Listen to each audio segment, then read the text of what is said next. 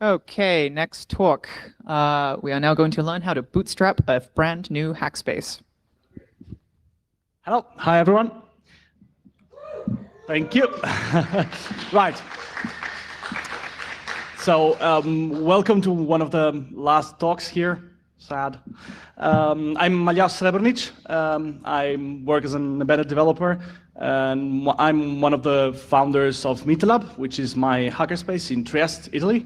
And I'm one of the iNock guys, so I do the network stuff. Meetlab is a medium-sized, I would say, hackerspace in Trieste. Was founded in 2016. We have 70 members, of which 20 members show up regularly. What I'm going to try to explain to you is I'm going to start with a very brief introduction to hackerspaces. I'm guessing everyone here knows what a hackerspace is, right? Yeah. Well, mainly this talk is about not trying to reinvent the wheel. So reuse standard software that is already there with slight modifications in order to get everything to talk to everything and integrate stuff without much effort. And I'm going to explain basically what we did at Meetlab, so which software we choose and how are we dealing with communicating effectively and collaborating. I'm not going to talk about design patterns. If you want to see a talk about design patterns, well, there's another talk that I did at Besides Ljubljana. You should check out that. Or there is the talk introducing hackerspace design patterns, and that can be found on the website hackerspaces.org. This is not a general guidebook on how to start a hackerspace, because that would take certainly more than 30 minutes. And it's not a free IPA or SAM tutorial, although I will explain a little bit what SAM is. So, what's a hackerspace? This is a highly discussed topic, and everyone is very sensitive about this. A definition that I found out on IRC was, well, if your kid is into sports, you bring him to a soccer club or baseball club or whatever. If he likes tech, then you're going to bring him to a hackerspace. Another definition that I like very much is that a hackerspace is the sum of its members. And why is that? A hackerspace is usually a physical place where people meet, and these people have interests, so they have stuff they like to do, and those interests usually defines what kind of projects are done in that space. So people are going to be interested in electronics, you're going to do electronic stuff, and that actually defines what kind of equipment is available or is going to be bought by the community. So hackerspace is a group of people, and that is very important. Another thing that is very important is how do people collaborate in a group. So in order to collaborate efficiently inside a group of people, especially if they're not already present in the same space, or some are remote, or some are just not present that day, you need communication. People need to talk to each other as simply as possible. And right in this day and age of Slack and IM and stuff like that, it seems obvious, but it's really not that obvious how to communicate effectively. There needs to be some coordination. So people need to know what needs to be done, who took the charge of doing it, and usually when needs to be done, what's the deadline. And afterwards, and this is also very important, and as you know, programmers, we're usually bad at this, documentation. What was done, how was done, and how can people recreate it. So what we found out is in order to communicate, there really needs to be 3 levels of communication. There needs to be a day-to-day communication, where you can post the latest memes. You can ask if the space is open, if anyone is there, what are they doing, and things that need or usually warrant a quick response. There needs to be a place where people can communicate important stuff, like announcements, new projects, general discussion that has to have an attention span which is longer than the couple of pages that one usually reads in an IM program. Finally, there needs to be a reference, so things get discussed. There is a decision, and then this decision has to be recorded. And this thing has to be really easily accessible, really a couple of links away. You don't have to wade through screens and screens of forum discussion in order to reach the final conclusion. And this is the three levels, basically, this is the community pattern. If you see the community pattern on hackerspaces.org, this is basically it. Right, so you decided a couple of things. Now the couple of things needs to get done, actually. The first and simplest approximation of getting it done is using a to-do list. This is easy, just need to write down in a pad, Etherpad, Google Sheet, whatever. You write down what needs to be done, who needs to do it, and by when, if that's applicable. And this is it. The problem is a Google Sheet or an Etherpad doesn't really scale that well. If you have 40 people collaborating on the same thing, you're going to have problems with that. So what do you need is basically a project management software. This is kind of heavy because usually these things are really difficult to use. So really it has to have low friction, has to be, of course, multi-user because multiple people are going to use it. And it has to have multi-project capabilities because you don't really, there's some software like Redmine and stuff like that that usually has only one project and you don't really want to deploy another instance for everything that you want to do. Right, so we have a discussion forum, and we have a wiki or some way to store documentation, and we have something to collaborate with, and this is already 3 accounts. So this quickly devolves into a madness where the poor IT volunteers need to reset passwords daily and generally deal with users. This is another thing that doesn't scale really well. So what you're really going to need is some kind of central authentication system. This has to be simple to use because really people in hackerspaces, they're not everyone is tech aware. You're going to have artists, you're going to have people that really don't know what a GPG key is. So this thing has to be easy to use, and it has to be relatively simple to deploy. Because again, IT people are volunteers and are going to do this in their free time. If people have to, work on it for months and months in order to get it done, it just won't get done. Right. So how did we solve this? We had we chose a couple of constraints. We set a couple of constraints at Meetup when we started looking for software that could do all these things for us. This was well, a year and a half ago now. It has to be open source, of course. It has to be self-hosted because we wanted to, not get attached to any kind of software as a service or external service. We want to be in charge of our own downtimes. And of course, it has to be easy to use. What we finally settled on choosing is this. So we have, for the 3 layers of communication, we have Telegram and RSC for day-to-day communication. We have Discourse for important stuff. We have the wiki for reference. For coordination, we chose Camboard, which we're going to see a couple of slides later.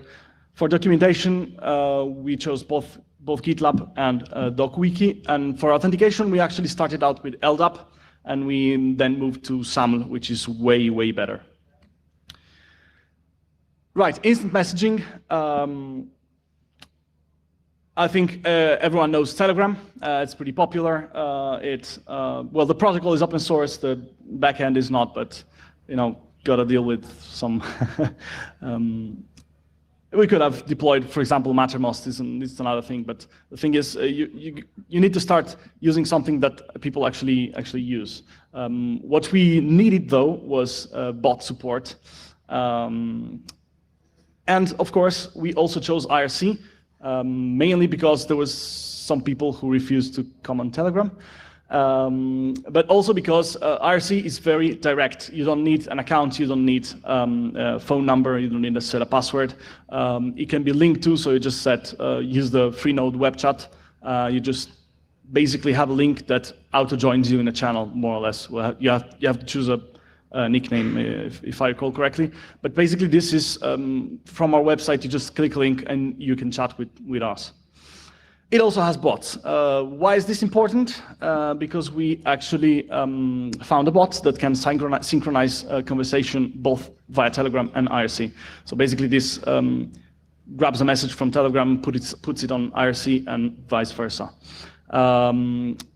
It's a bot based on Limnoria, which is itself a fork of SupiBot, which is an IRC bot. And it has a plugin, which is called SupiBot Telegram Bridge. That can connect both services together. We made some pull requests, so now it supports multiple channels, multiple groups. And this is, how we gave back to the community. What do we use it for? We use it for Hackerspace status. So we have a command, which is unfortunately right now manual. So people can interrogate if the space is open or not. It has a command to set the keys, so people know who has the keys and who to pester if the space is not open yet at the set hour. In the future, we really want to add MQTT support in order to make the open-close status automatic, and to interrogate some parameters like temperature in the server room or stuff like that. Communication. It's a discourse instance. It's pretty powerful, although it's Ruby on Rails, which I don't personally like. And the official installation is only via Docker, which is another thing that I don't personally like. But the nice thing is it has a mailing list mode. So the debate is the old school people prefer email and asynchronous communication in this way. So this finally doesn't give them the excuse of, I won't use a forum because that's too new for me, I'll prefer mailing list. If you do like mailing list, you just click on the button and every post is going to come to your inbox. So this is a nice way to integrate both young people and the old school people. What do we put there? We put new projects. We put people who look for help. That's because usually if you just write in the Telegram group, you're not going to get that much responses, and once it gets past the first screen, nobody's going to read it anymore. We have events and workshop announcements. That is also a separate category, and we have general discussion between members, so anything goes. And this is basically what we need our forum for. Then we have Kanboard, which is mainly used by the board. It is multi-user, has groups and permission. It will handle multiple projects. It is a little bit hard to get because that's project management software. But it is pretty simple. So if you see these are the columns, ready, work in progress, done. You just click on the plus and you add a task. So this is pretty low friction. Moreover, it has GitLab integration, so you can link a task here to an issue on GitLab, and that is also convenient. Speaking about GitLab, you probably already know what it is. It uses Ruby on Rails again. We don't use it only for code or for our projects. We also use it for minutes for meetings. This is pretty convenient since every new meeting has a pull request, and then merge request, and then everyone can comment on that merge request and request changes and add stuff, and then it gets merged. Of course, we use GPT signatures since that is actually important since the meetings are official. We use it for hardware projects, so all our KiCad boards get uploaded there. We have a special category for our library and our templates. And we also use it for server configuration. So that is also something that is auto-documenting in kind of sense. So the configuration is there. If you need to replicate it, if the virtual machine gets broken or whatever, just clone the repo and reinstall. Last but not least, it's our wiki. It's based on DocWiki, which is a normal run-of-the-mill flat file wiki. The good thing is it has a lot of plugins, so you can customize it pretty much however you want. Here we do put our events, our projects, so project documentation goes here. Workshops, so a detailed description of workshops goes here. The infrastructure documentation, so how we did everything that is running on our servers goes there. And also the roles. Roles are kind of special for MetaLab. We have a couple of roles with a backup. So for example, the internal authentication guy, which is me, has a backup. The external authentication guy, internal infrastructure guy, external infrastructure guy. Then we have a role for media managing. We have a role for event planning. And every role is documented and usually has an email address associated to it. And this is our wiki. Now, for central authentication, the first version we did was used LDAP. This is not ideal, required a couple of custom Python scripts to add members and to synchronize members with our CRM. And basically was not really that secure. So we looked around and we finally found another software which is way better, which is called FreeIPA and can do all of these things and much more.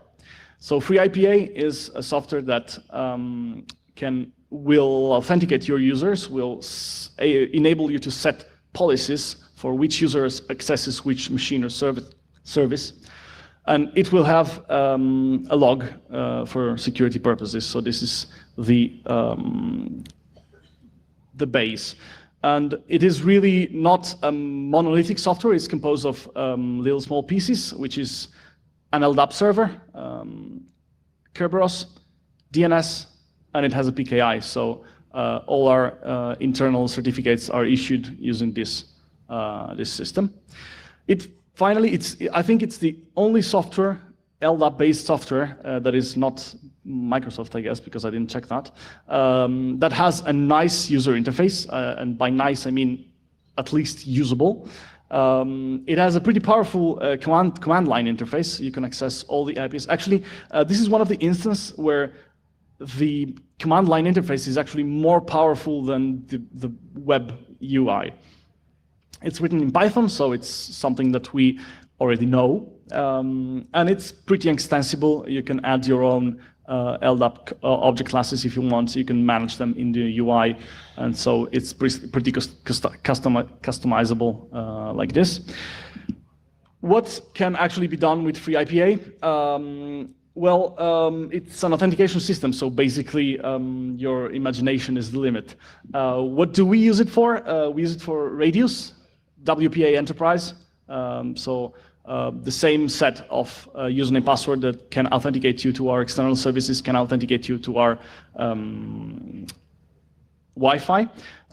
We use it for Netbox, which is another good piece of software for documenting your IP addresses and racks and whatnot. It's used for authenticating the users to a set of common computers that we have that are for free use for everyone. It is used for our external VPN authentication and via Kerberos to auto-mount users' home directories so they can work on a file, then move to another common computer, and the file is already going to be there. And of course, it integrates with Epsilon, which is another piece of software that we're going to see in a couple of slides, and that powers our SAML access to all our external services. In the future, what we like to add is an integration with our physical access system that we're currently building. So there's going to be that also. Right, so give me a shout if anyone has heard about SAML. Right, couple of hands. Right, it's initialism, stands for Security Assertion Markup Language. It can be used for single sign-on. Well, it is used for single sign-on. And it's usually based around one centralized entity for authentication and authorization, which is called identity provider, and multiple services that authenticate to it, which are called service providers. And usually the sequence is, well, a user agent, and the user in this case requests a resource from the service provider. The service provider redirects him to the identity provider. There the user can actually log in with his credentials. And in the response, there's going to be a SAM response packet. And this is actually what gets forward to, signed and forward to the service provider. And the service provider then can use this to authenticate and extract information of the user in order to authenticate him in the system. And this is basically what Epsilon does. It's a small project written in Python. It uses SSSD, which is the daemon that extracts information from free IPA. It supports double authentication, so you can either authenticate via password form or you can use Kerberos. And it works pretty much like that. So the users authenticate to the IDM via a login plugin. This is the password form or Kerberos method, but this is extensible, so you can actually add your own if you want. Then you have the information plugin, which decides which information is going to pass through to the service provider. And finally, you have the authorization plugin, which actually checks if the user is authorized to access that resource or not. Right, how does this integrate inside our external services? For Discourse, there's an official plugin, which is called Discourse SAML. This works, the login works, and groups also work. So we have a couple of groups. For example, there's the members group, which all members are part of, and that gives access, for example, on Discourse to the members-only discussion area. So that works automatically. You can find it on GitHub, of course. For Camboard, it doesn't work like I want it to. So login works, groups don't really, because they do some assumption. The plugin was made from the one that does LDAP authentication, and that relies on some mechanisms that are not available with SAML. So that's not ideal, but we're working on it. We actually already submitted some pull requests for that, and that's going to be fixed soon, hopefully. For GitLab, the support is integrated inside, baked right in the Omnibus package. Login works. Group sync is currently a work in progress on GitLab side. So that is not working yet. That requires manual intervention. And lastly, for DocWiki, there is a plugin that does everything. It was the first that actually worked out of the box.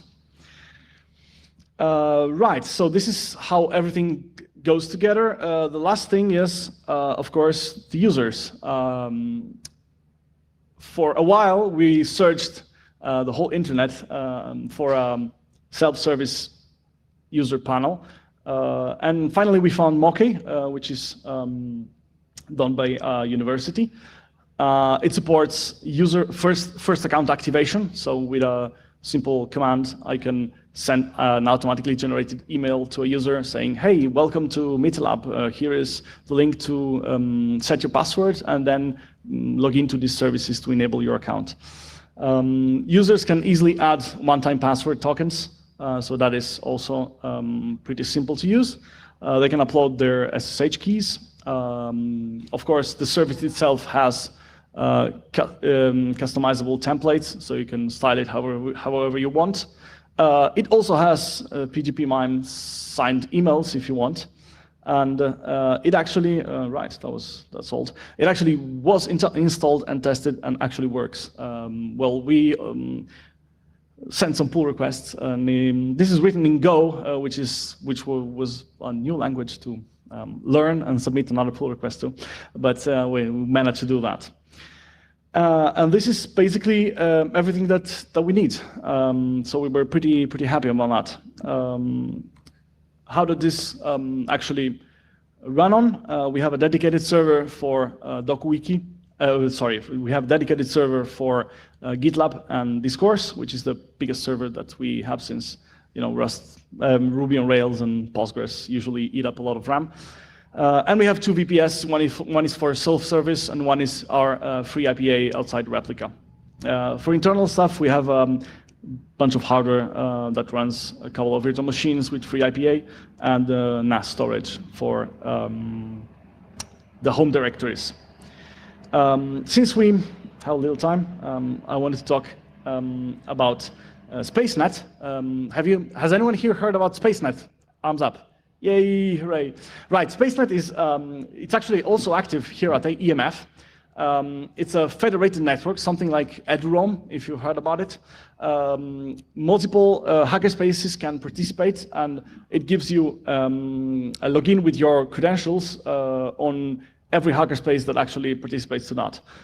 And also events like this one, or CCC, or CCCamp, or SHA. That was also covered by SpaceNet.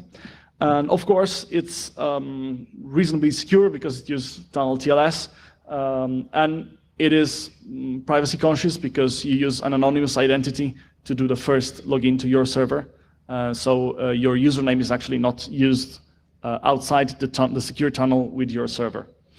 Moreover, there's also Space SAML, which is federated SAML login. This is kind of a work in progress. I've talked to Wilco about this. So it's already deployed at a couple of hackerspaces, but what needs to be done is they need to set up some kind of automated system to make joining other domains more easy. And another thing about membership management, what we use is Triton. This is a Python-based CRM. It's pretty easily extendable. It is a little bit complicated to get into because you have to know the basic accounting keywords in order to use it. But this is what we use to have a database of members, which is required by law in Italy. We set up fees, recurrent fees, and manage all the finances out of space. It's nice because it has an API, so you can actually embed it in another website, and this is what we plan to do. So what we are planning to do is some kind of self-service management for the members. So each aspiring member can actually request a membership or terminate it if it doesn't want anymore to be a part of MeetLab anymore. And another thing that we want to do is integrate NFC. And that is it. Thank you.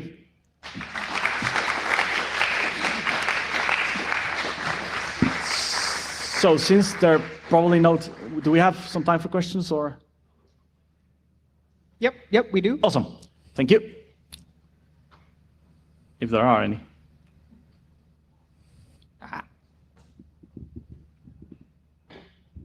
How long have you been running the Hackerspace?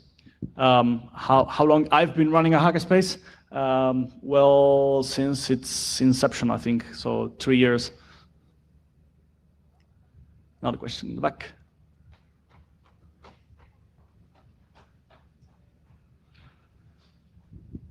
Hi, do you have any solution for inventory and asset management? Physical assets? Yeah, actually I do. Do you mean like servers and stuff, or actually like boxes and tools and stuff like that? All right. We are currently working on it.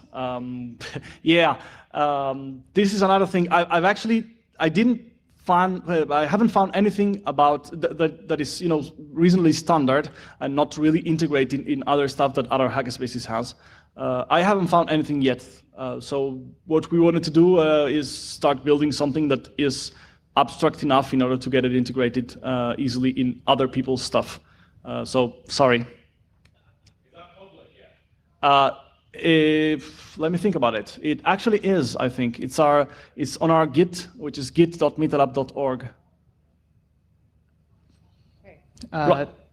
The question for the recording, the last question was, is it public yet? And it is, so. Cool, thank you very much. Thank you very much. If you want to discuss more about this, you can find me in the West London Hackers Village, or we could meet up at this exit and probably go to the youth workshop, which is, I think it's unoccupied. I really want to discuss a little bit about this. Thank you.